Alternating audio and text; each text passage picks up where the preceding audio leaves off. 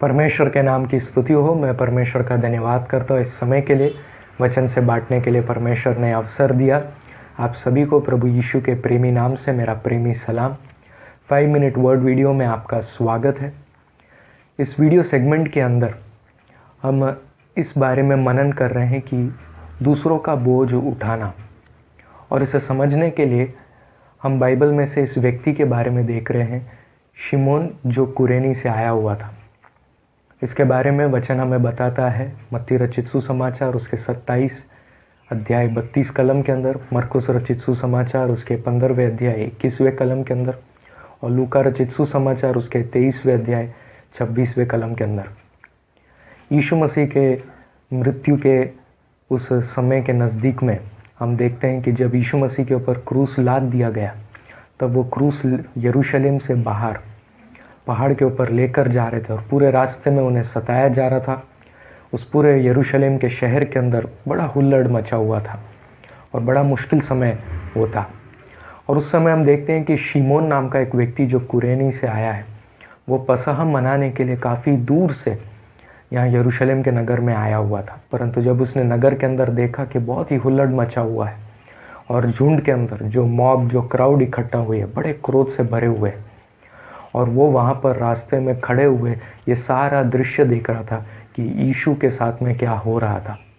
यीशु पूरे ही खून से, उनकी हालत बहुत ही ख़राब, और खून टपकता जा रहा है, और उन्हें मारा पीटा गया है, क्रूस उनके ऊपर लाद दिया गया है।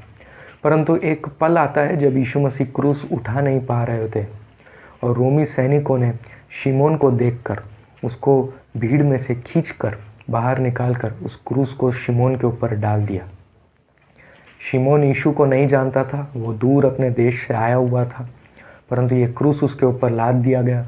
वो रोमियों के खिलाफ नहीं बोल सकता, और जब वो क्रूस उठा रहा है तो यीशु का खून और वो सारी जो कुछ गंदगी है, वो सब कुछ उसके कपड़े पर, उसके शरीर पर लग गया है।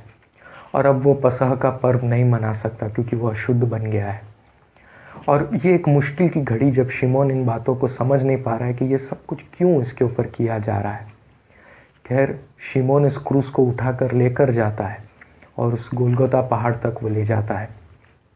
शिमोन शायद जब ये सारा दृश्य देख रहा है, यीशु को मारा गया, क्रूस पर लटकाया गया, और यीशु मसीह कैसे कील के ऊपर लटके हुए हैं, ये सारा दृश्य बहुत ही ख़राब है।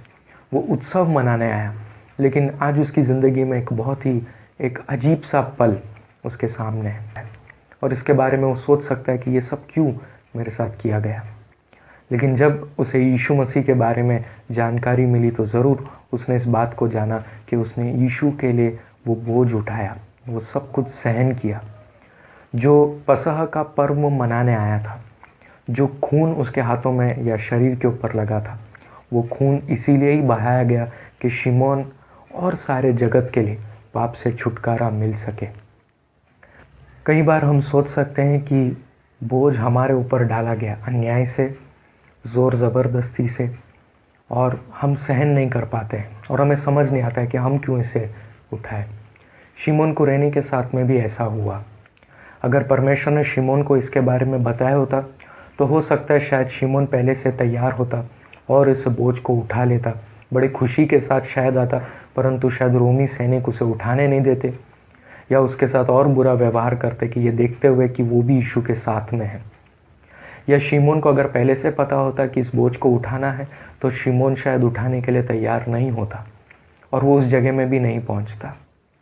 कुछ न जानते हुए, कुछ ना समझते हुए, उन परिस्थिति और पलों को ना एहसास करते हुए शिमोन बस केवल खड़ा था उस जगह पर, और उसके ऊपर ये बोझ लाद दिया गया, और वो तैयार नहीं था। वो कुछ और विचारों के साथ आया, खुशी और पर्व के लिए आया, परंतु उसके ऊपर दुख और शर्मिंदगी और तकलीफ़ उसके ऊपर आई।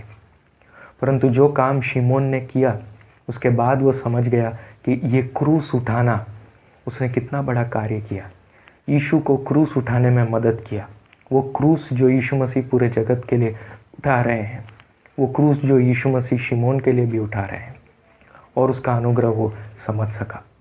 आज इस वीडियो के द्वारा आप इस विषय के बारे में मनन करें कि क्रूस जो हमारे ऊपर लाद दिया गया वो कैसा है, और हमें इसके विषय में कैसा परमेश्वर इच्छा रखते हैं, हमें किस प्रकार कहते हैं। प्रभु आपको आशीषित करे। धन्यवाद।